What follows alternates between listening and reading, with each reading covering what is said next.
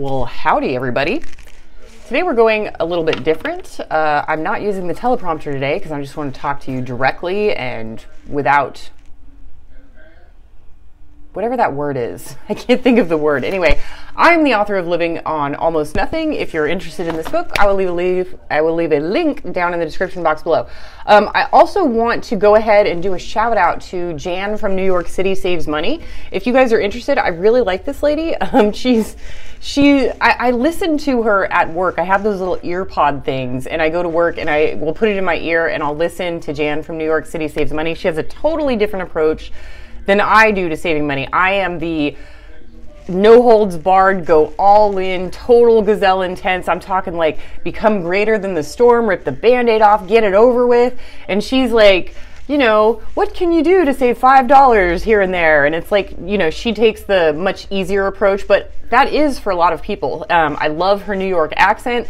Go check her out. I'll try and leave a link in the description box below. But Jan from New York City Saves Money. I watch your channel all the time. So I wanted to talk to you guys today because this is kind of a popular topic about people who do no spend months and no spend years. So the way that I spend money is very different than anybody else. I already only spend like 5 to 10% of what the rest of the population spends, and I I invest most of my money. So these things that are like no spend years, and then you watch these videos and it's like, yeah, you know, these quote unquote financial YouTubers are giving it a go by spending less for a year so that they can get out of debt or save money or whatever. And I'm not knocking that because at least they're trying, right? You know, they're doing the best they can with what they know. But the thing is that like whenever I watch these videos, it's almost always women, right? I never see men making these videos. Almost always women, and they're always like, okay, I'm not going to go to the barber shop and get my hair, you know, done and styled and blown out and cut and chopped and all this other stuff. I'm going to give up manis and petties, and I'm not going to be buying any handbags or clothes or new shoes. You know, pretty much just consumer stuff. But to me, a no spend is like literally, I will spend nothing within legal limitations, right? So if I were going to do a no spend, it would be totally different from anyone else. I'm talking, I would cut off the electricity, car insurance, registration. Well, registration here is for 5 years, so my cars would still be registered. But yeah, car insurance, home insurance, electricity, internet. My cell phone's paid a year in advance, so that doesn't help anyway. But if I had to, cell phone, just anything you can imagine. The only thing that I can't legally not pay is property tax and garbage. For some reason, if you own a home in Mohave County, whether you live on it or not, whether it's an abandoned property or not, you still have to pay for garbage, which is strange. But I'm talking, I would turn off the water and I would just, you know, lug 5-gallon buckets from the river. I would turn off well, you can't turn off the sewer, but I'd no longer pay for the sewer, and I would like build a compost bin or take the water from my bucket and flush my toilet. I mean, I don't know if that's legal, but I did read up that the only legal thing you have to pay is garbage and property tax. So I'm talking like no spend means literally I am not spending a penny, right? I would be riding my electric bike to work. I would be charging my electric bike via solar. I would be doing my house in all solar. If I needed to use the internet, I would go to the library. I would not be driving my cars. I might run them once a week in the driveway just to make sure that they're still working and workable. But you know, the cars would be off the table, and these people who are doing these frugal channels about, you know, my no spend month, they're not spending on consumer products, but they're also not, they are still buying everything else. You know, they're paying their car payment, their gas, their utilities, everything else.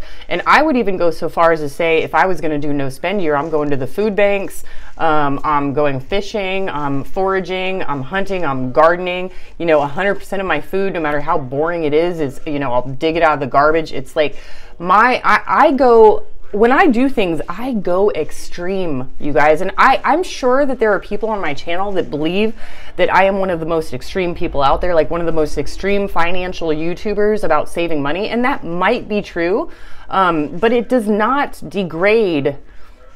It doesn't degrade the way that I live, in my opinion. You know, I think that the spending lifestyle, which I did in my early 20s, was not as good as the lifestyle that I have now. I just love my life so much more now than I ever did before. But, you know, take these types of videos at face value, because when somebody's doing a no spend year, chances are they're still spending money. You know, they're spending rent, mortgage, blah, blah, blah, whatever. And if I were doing a no spend year, I might even go so far as to like, okay, I'll pay my car registration and then I'll live in my car and rent out my house. Like, it would be so extreme. Like, people would just think I was completely crazy. Like, I'm telling you, people would think I was absolutely nuts. But, you know, take them at face value. It's like, okay, you're not buying a purse for a year. Like, you know, how many purses do you have? Oh, you have 30 purses. Okay. So it's not like when they're doing a no spend year that they're suffering or really doing anything differently other than their consumable products.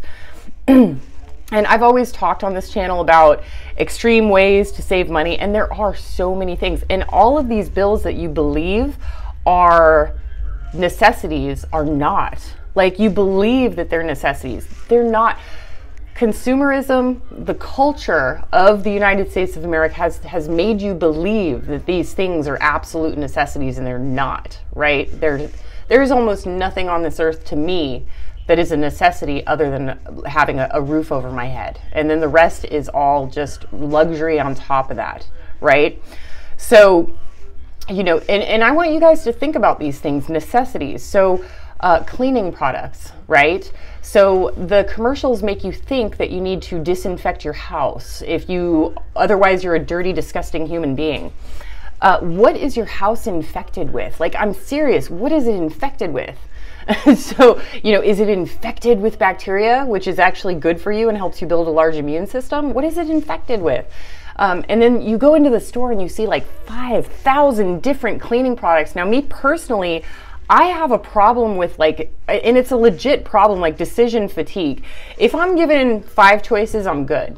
If I'm given 5,000 choices, I will stare at all of it, not know what to buy, and I'll just walk away because I'm so confused. Like, that's too many options for me, right? So I'm not going to do it. And I've pared down all my cleaning products to pretty much just Dawn and water. And, you know, my house smells great. Everything's clean. I could literally eat off of the floor. People tell you that toilet paper is a necessity. And people also think that I don't use toilet paper or I use reusable cloths. I don't, okay? I have a bidet, and if you all don't understand how a bidet works, that's understandable because they're mostly used in other countries. When you have a bidet, it squirts water on your parts, okay? And it cleans better than just wiping it with toilet paper. Think of if a bird pooped on your arm, right? If a bird pooped on your arm, and there's poop right here, you know, picture poop, would you just take a toilet paper and wipe it off? Or would you go and run it underwater, right? What would you do? You would run it underwater, right? You would clean it. So when it comes to that, so when you go potty with a bidet, and I'll leave a link in the description box for the bidets that I have, so it uses water to clean you. When you go number 1, you don't need toilet paper at all because it cleans you. When you go number 2, instead of wiping 2, 3, 4, however many times you wipe, you use the bidet, and then you only have to wipe once. Okay, and that's just to get the water off. It's not to get rid of any fecal matter because that's already taken care of. It's just to get the water dry off your bum so that when you pull up your undies aren't wet. That's it, okay? And there's so many people confused about bidets, but I promise you, every person I've come in contact with, once you go bidet, you will not go back. Once you go bidet, you won't go back. You will love it. You will love it, I promise you. And then you've got, let's see, my extreme stuff. People think that you need cable TV. I have a Roku, and I always talk about Roku. And people think that I am affiliated with Roku. I'm not. I'm not affiliated with them. They don't pay me to advertise their product, right? I give you my Amazon link, and Amazon will give me like 10 cents every time you buy a Roku box. I don't know what the real number is, but I'm not affiliated with them, okay? So when I give you these links, they're products that I use, products that I love, and I'm not even affiliated with them. And then people tell you that you need like a legit cell phone service like T-Mobile, Verizon, you need AT&T. You don't. You can go with the cheap stuff. You can go with Boost Mobile. You can go with Mint, and you can still have the same exact service. Oh, you guys, it's such a long journey. But I just want you to know that if you are going to try a no spend year, go all out. You know, rip off the Band-Aid, go gazelle intense, become greater than the storm. I know that you can do it. Do what you can with what you've got. Prepper Princess out. I know. Rubbing his head real good, like real slow and hard, you know? He's so He was just like, ooh, and then turned around and gave him a kiss. And hi, little cutie. Oh my goodness. Oh my goodness. Yes. Yes. Oh, you're so cute. Oh, you're so cute. Oh my goodness. You're so cute. Mommy loves you. Oh, look at that ear. Look at that ear.